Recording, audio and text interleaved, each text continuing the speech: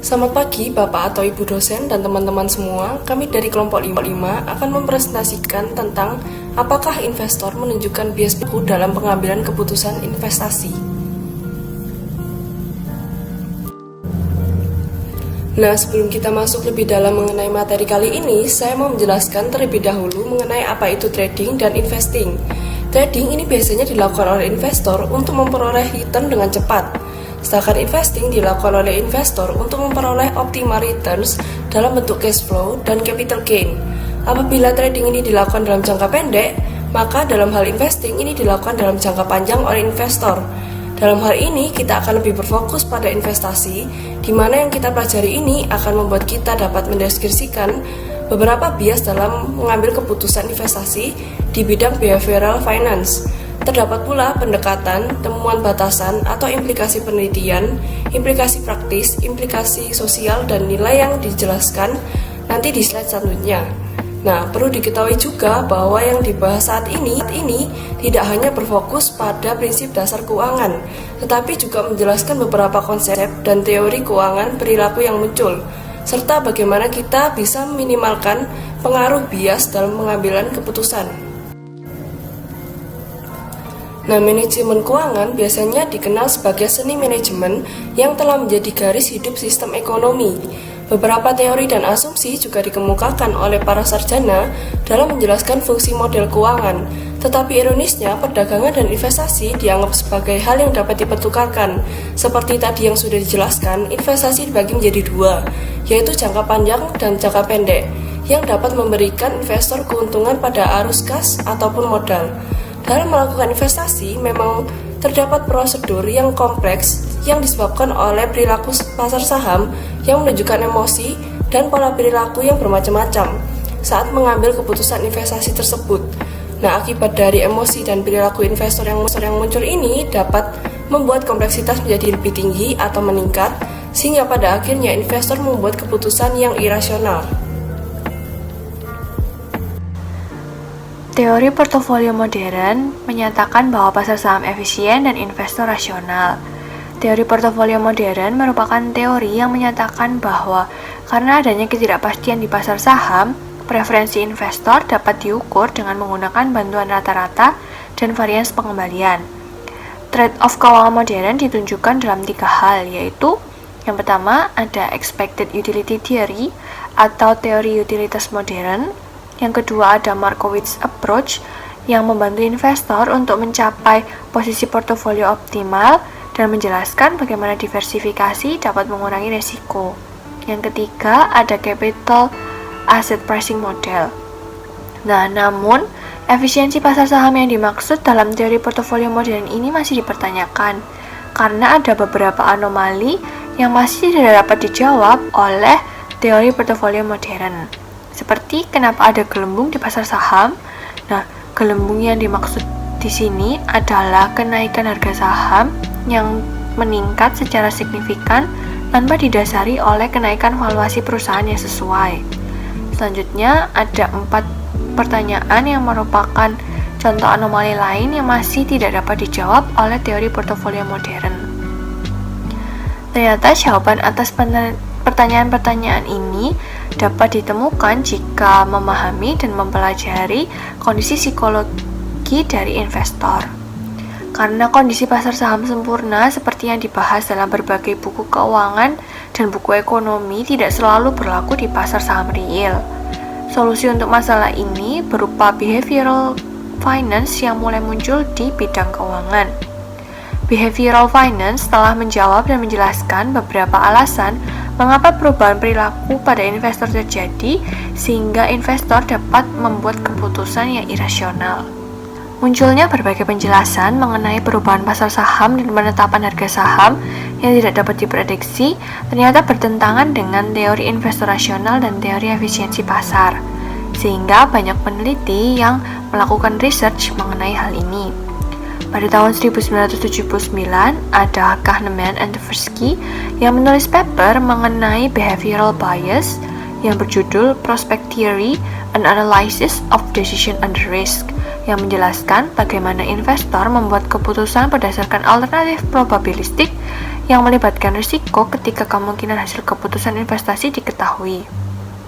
Berlanjut pada tahun 1999, ada Thaler yang menjelaskan bagaimana contoh teori keuangan modern tidak memberikan jawaban dan mengasumsikan behavioral finance mulai berlaku.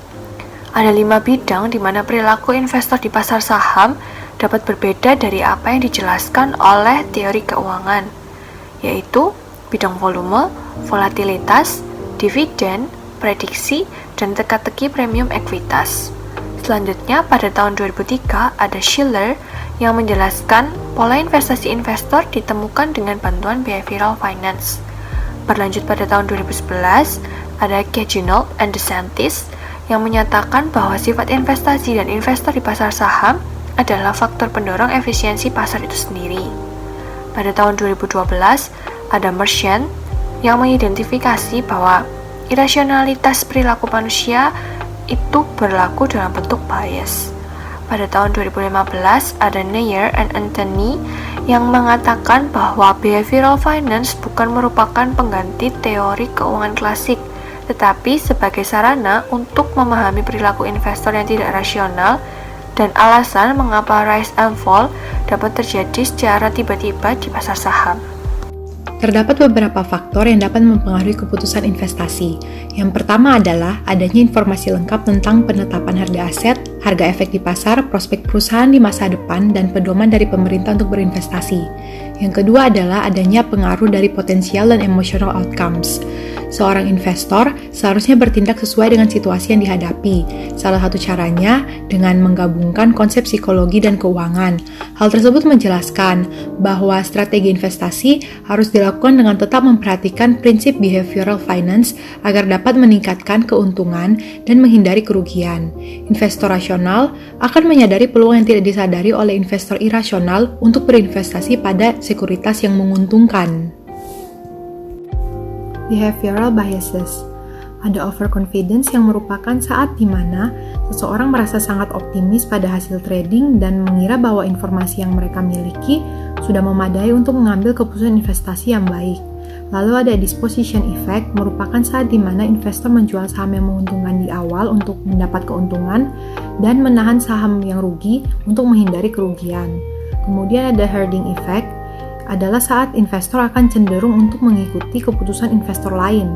Lalu ada mental accounting, di mana investor membagi investasi dalam beberapa portfolio berdasarkan jumlah kategori mental yang dimiliki. Lalu ada confirmation bias, di mana setiap orang akan pasti memiliki kesan mengenai sesuatu dan mereka akan cenderung hanya akan mengandalkan informasi tersebut, di mana hal ini dapat membuat keputusan menjadi tidak rasional. Lalu ada hindsight bias, di mana ketika investor percaya bahwa terjadi suatu peristiwa dapat diprediksi secara wajar. Kemudian house money effect yang merupakan saat di mana orang yang menghasilkan keuntungan besar dan mereka akan lebih nekat untuk mengambil risiko lebih besar. Lalu ada endowment effect yang merupakan saat seseorang terlalu menekankan pada apa yang mereka punya saat ini dan tidak mau mengubah posisi mereka, yang mengakibatkan mereka mengabaikan peluang investasi yang menguntungkan.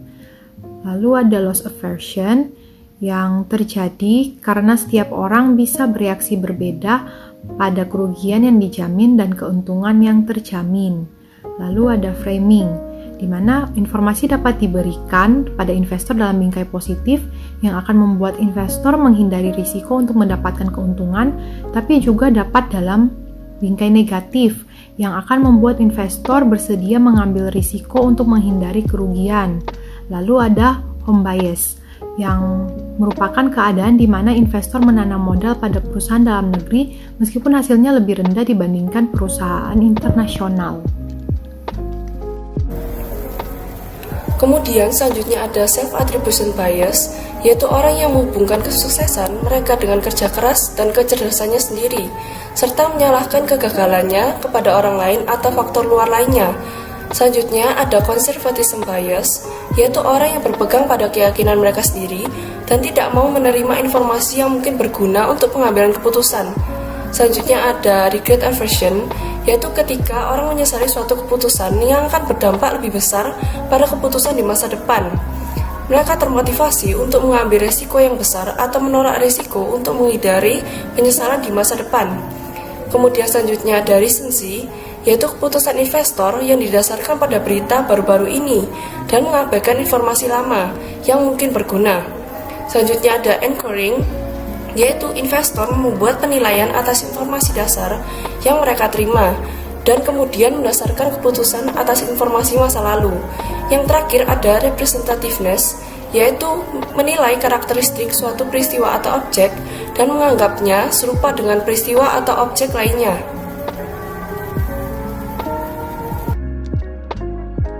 Oke, selanjutnya 1.2 Research Motivation. Nah, di sini mengeksplorasi dimensi dari perilaku investor, lalu behavioral finance memiliki prinsipnya dan teorinya sendiri, dan memiliki kode etik yang berbeda sehingga berdampak pada perilaku investor.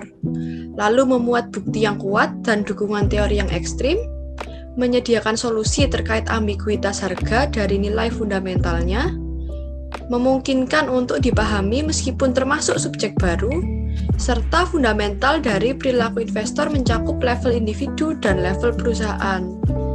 Lalu yang selanjutnya ada 1.3 yaitu research problems. Di sini terdapat beberapa masalah dari riset, yaitu yang pertama beranggapan bahwa investor mau mempertimbangkan keputusannya yang diambil, lalu memerlukan data yang bervariasi, bertujuan menyorot faktor utama yang menjadi basis improvement, mereview jurnal-jurnal terdahulu terkait riset yang dilakukan, bertujuan menemukan perbedaan signifikan terhadap behavioral finance pada negara berkembang dan negara maju, memilah cara-cara yang tidak berguna yang menyebabkan ketidaksesuaian harga di bursa saham, dan yang terakhir memperbaiki riset ke depannya agar bursa saham India setara nilai parnya dengan negara lain. Ya, selanjutnya saya akan menjelaskan mengenai literature on factor influencing investment decision. Nah, di sini ada 6 tokoh yang menjelaskan beberapa teorinya. Yaitu yang pertama, yaitu Taylor pada tahun 1980. Nah, Taylor memberikan teori untuk menerapkan prospek teori di pasar keuangan. Dia berargumen bahwa individu tidak selalu bersikap rasional. Terkadang membuat kesalahan ketika mengambil keputusan dalam investasi. Lalu untuk tokoh yang kedua yaitu Jagogo dan Matt Swinje pada tahun 2014 menjelaskan bahwa keputusan investasi lebih membutuhkan pengalaman, maka membutuhkan pertimbangan juga. Lalu tokoh yang ketiga ada Eder et al. Pada tahun 1994 menjelaskan bahwa investasi di properti baru ini diakui sebagai keputusan yang penting untuk portofolio multi-aset dan investor menggunakannya untuk melindungi dari inflasi. Lalu tokoh yang keempat ada Di Ancunto pada tahun 2016 mempelajari efek dari ideologi anti pasar terhadap sekelompok investor. Hasil penelitian menunjukkan bahwa para investor yang terkena ideologi tersebut lebih menghindari resiko. Lalu tokoh yang kelima ada Abreu dan Brunmeier pada tahun 2003. Merupakan penyebab manifestasi dan waktu terjadinya bubble di pasar saham. Bubble dapat melonjak ketika para investor di pasar mulai menjual saham.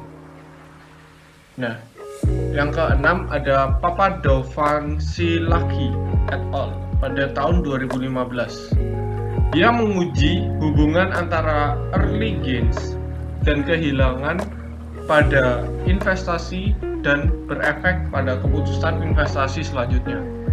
Hubungan antara pengalaman atau early investment dan investasi portofolio selanjutnya adalah positif dan saling berkorelasi. Ya, selanjutnya saya akan menjelaskan mengenai literatur tentang behavior biases. Nah, untuk poin pertama yaitu penghindaran kerugian. Penghindaran kerugian adalah kecenderungan dari pengambil keputusan untuk mempertimbangkan kerugian mereka dengan berat, yaitu 2 kali lipat dari keuntungan mereka. Nah, pendekatan kualitatif telah dilakukan oleh Campbell et al. Pada tahun 2005 untuk memahami loss aversion, pengaruh dan artinya bagi investor.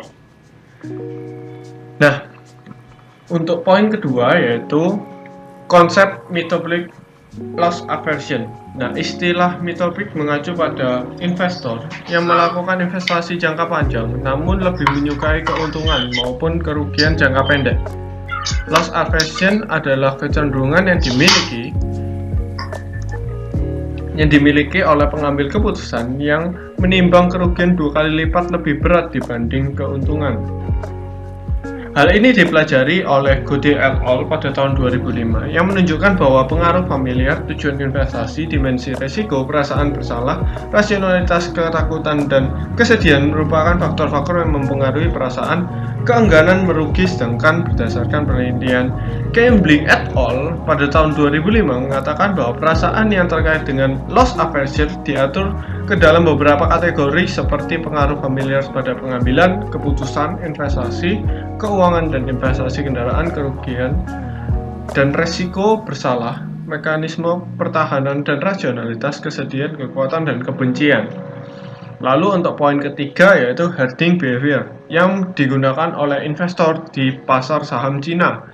Nah, ini telah dipelajari oleh Dainer dan Kutan pada tahun 2006. Hasil penelitian menunjukkan bahwa tidak ada hubungan antara hoarding behavior dengan pasar saham di Shanghai dan Shenzhen. Hal ini menunjukkan bahwa keadaan kedua pasar tersebut stabil pada investor memiliki informasi yang lengkap mengenai keadaan pasar. Sehingga ketika pasar efisien dan pasar investor memiliki informasi yang memadai, maka informasi pasar yang sama telah menyampaikan secara global dengan waktu yang singkat. Lalu yang keempat yaitu Barter et al. Mempelajari pengaruh disposition effect. Nah, terhadap berapa seseorang dengan mengacu pada proportion of gain realized yang disingkat PGR dan proportion of loss realized atau PRL.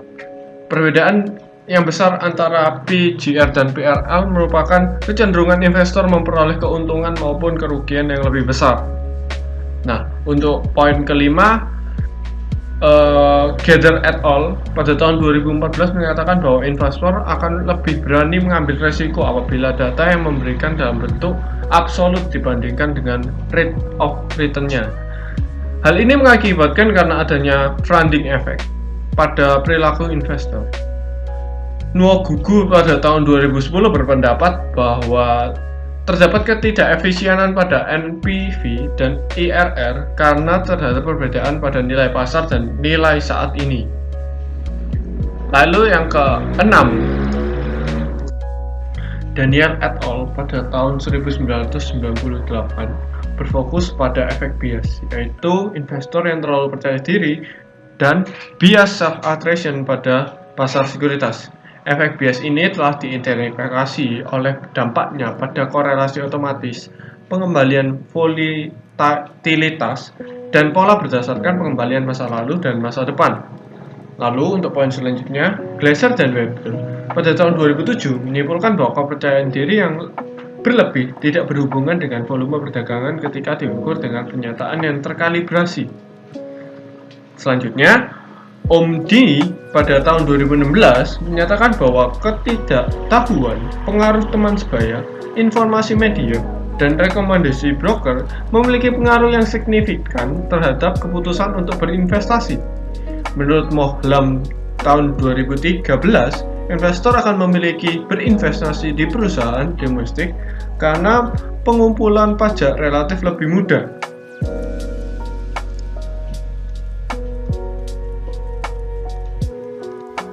Selanjutnya saya akan bahas mengenai literatur review tentang perilaku keuangan. Jadi, fondasi teori dari literatur keuangan ini adalah prospek teori yang diungkapkan oleh Kahneman dan Thaler pada tahun 1979. Akan tapi teori tersebut dikembangkan oleh Thaler pada tahun 1980, di mana teori tersebut menjelaskan bahwa investor itu tidak selalu berperilaku rasional. Terkadang investor juga mengambil keputusan yang salah ketika berinvestasi. Selanjutnya, seiring dengan berjalannya waktu, muncullah literatur-literatur lain yang diungkapkan oleh berbagai para ahli yang membahas tentang berbagai bias. Seperti pada tahun 1998 yang diungkapkan oleh Daniel et al.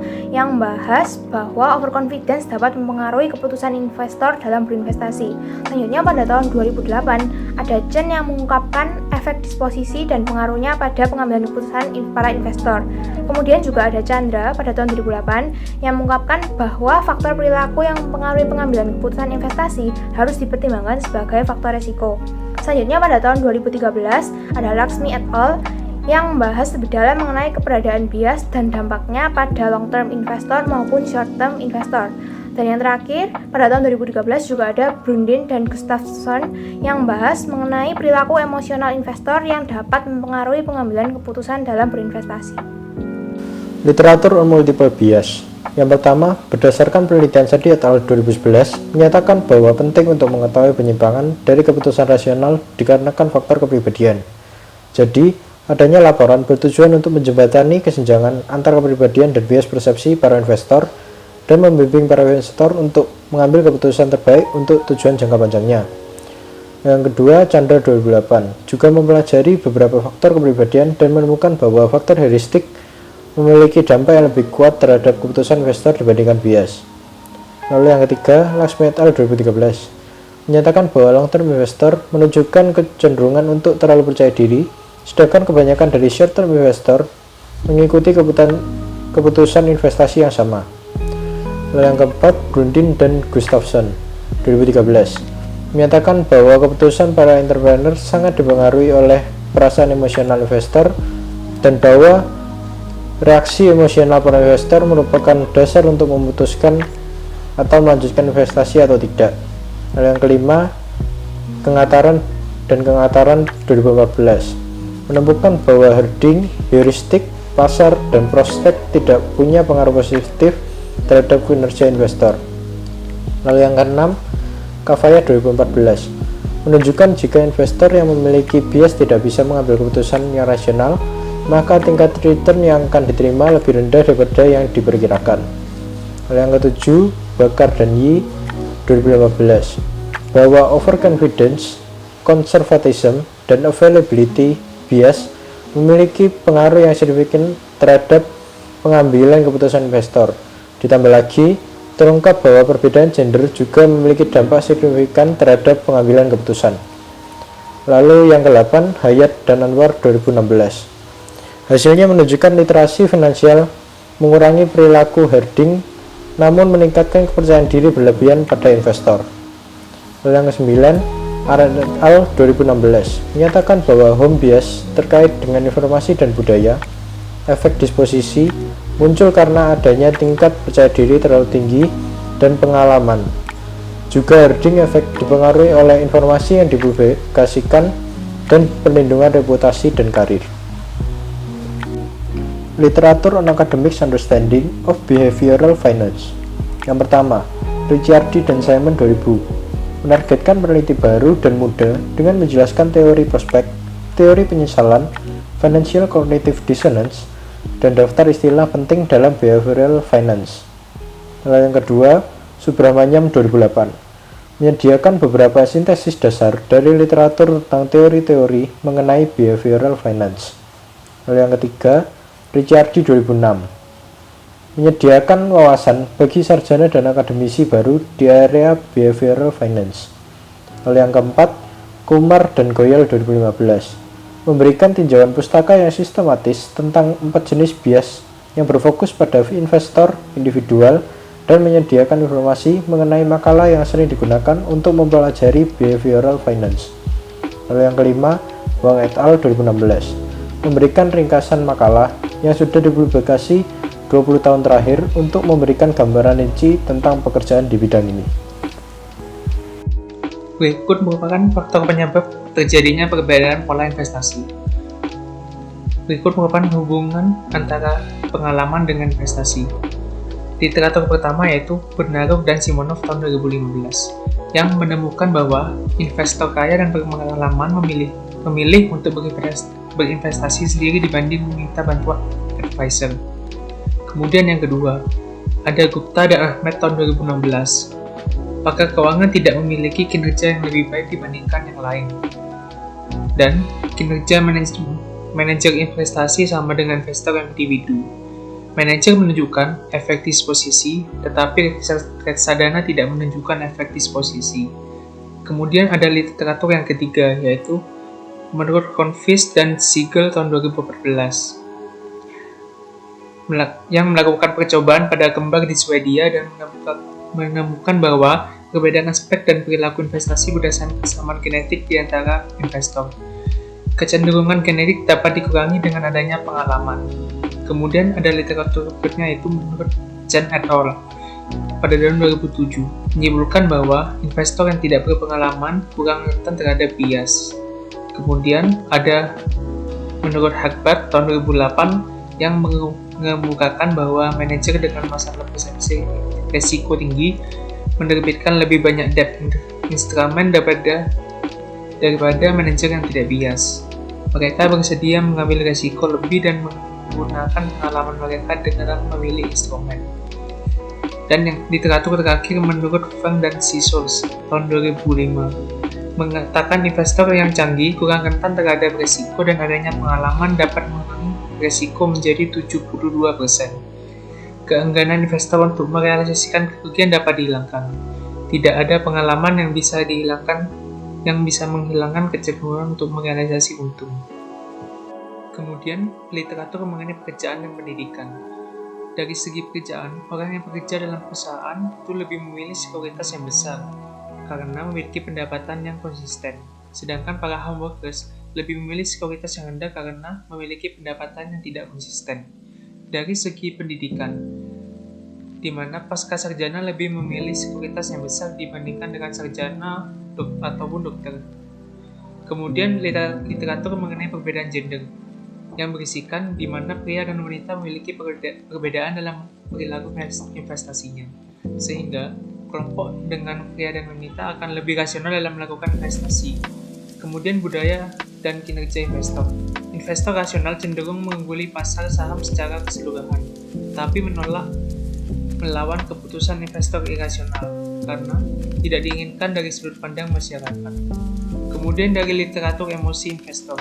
Menurut Agiemang dan Ansong tahun 2016, kejujuran, kehidupan yang nyaman, dan keamanan keluarga berdampak besar pada keputusan investasi investor. Kemudian menurut Velotti dan kawan-kawan tahun 2010, pasar saham di Tiongkok melembung di area baru dan dalam perilaku keuangan, disebabkan emosional keuangan seperti kondisi pikiran, depresi, dan paranoid. Menurut Guler 2007, keputusan berinvestasi dalam ventura modal yang harus diambil oleh solo manager dapat mengakibatkan pengaruh politik dalam pengambilan keputusan. Dan yang terakhir menurut Brooks dan kawan-kawan tahun 2010, terlalu percaya diri, faktor emosional pelaku pasar, dan analisis keuangan adalah alasan menurunnya nilai saham setelah pengungkapan transaksi. Kesenjangan penelitian dalam literatur yang ada.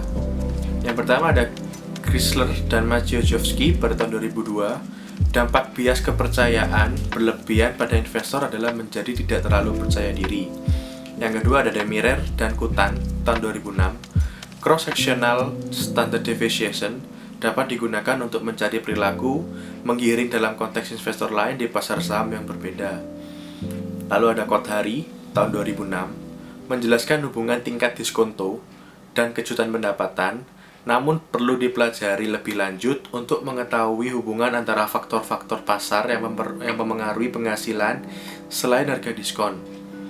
Lalu ada Chen tahun 2007 mengidentifikasi investor yang menderita efek disposisi, overconfidence, dan bias keterwakilan, dan jika investor yang menderita salah satu jenis bias rentan terhadap bias lain selanjutnya. Lalu ada Saim tahun 2007 menjelaskan file fundamental perusahaan dapat berdampak signifikan terhadap sentimen investor DAS, otomotif, keuangan, makanan, minyak, dan industri utilitas.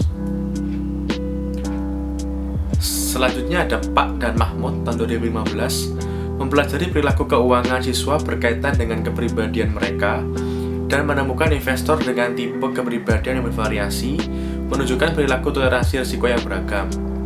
Lalu ada Sadi tahun 2011 mempelajari dampak overconfidence, ketersediaan, dan hindsight bias. Ada Mari tahun 2013, investor pria maupun wanita memiliki tingkat pendidikan yang sama dan sama-sama bertanggung jawab untuk berinvestasi dalam portfolio tertentu.